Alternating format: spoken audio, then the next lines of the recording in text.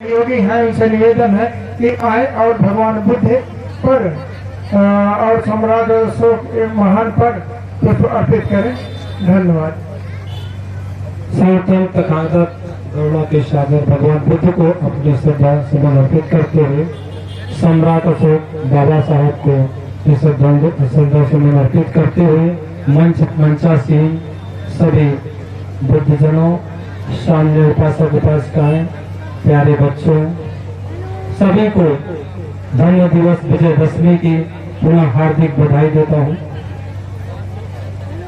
मेरा गांव यहाँ से नीवी शाना 15-20 किलोमीटर है। मैंने अश्वघोष विशाल बुद्ध विहार की स्थापना किया था और वहाँ पर स्थापित है।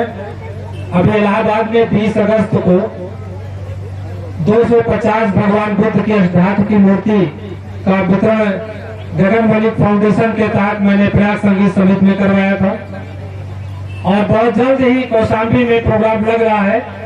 थाईलैंड के द्वारा दान में दी गई भगवान बुद्ध की अष्ट धातु की मूर्ति के दान का कार्यक्रम रखा जाएगा।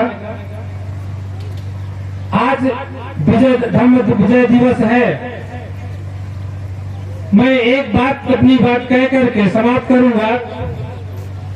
हम घोषताराम बिहार में देखने गए हैं, आप लोग भी देखने गए होंगे। वहाँ पर पुरातत्व विभाग द्वारा 2 पट्टिका लगाई गई है जिसमें घोषी शेट्टी को आगे साहूकार लिख दिया गया है।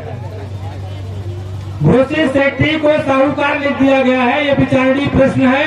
ये मंच के माध्यम से और आप लोगों के माध्यम से अपनी बात में रखना चाहता हूँ कि राजा उदयन के समय में घोषी शेट्टी साहूकार नहीं रहा होगा, ये मैं कह सकता हूँ। ये मेरा रिसर्च है कि अगर इस बाउंड्री के अंदर महाराज उदयन का किला था तो एक व्यक्तिगत सेठ कभी इस अंदर घोषताराम बिहार का निर्माण बिना राजा की अनुमति से नहीं कर सकता था।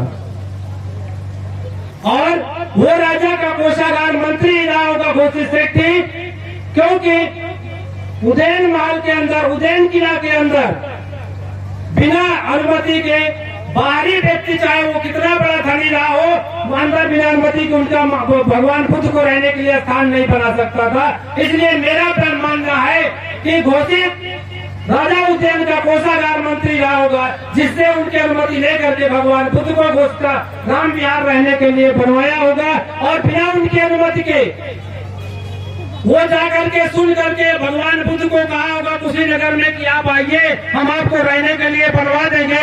बिना राजा की अनुमति के संभव नहीं है। ये मेरा स्वयं का रिसर्च है और मैं इस पर किताब लिख रहा हूँ। ये निश्चित रूप से आज जो साहूकार लिखा गया है इसके लिए हम लोगों को पुरातत्व विभाग को लिख कर देना चाहिए और कहना चाहिए इससे पहले साहूकार शब्द नहीं था। ये आज जिस स्थान पर है हम लोग यही कौशाम्बी के नीवी शाना के हैं। बचपन में हम लोग कहानियां सुना करते थे कि कौशाम्बी नगरी इतनी धनी थी, यहाँ पर इतना धन वैभव था कि पूरे विश्व के लोग 7 दिन तक भोजन करें तो यहाँ खत्म नहीं हो सकता था। ये उस कौशाम्बी में हम लोग आप खड़े हैं, वहाँ हम लोग आप बैठे हैं।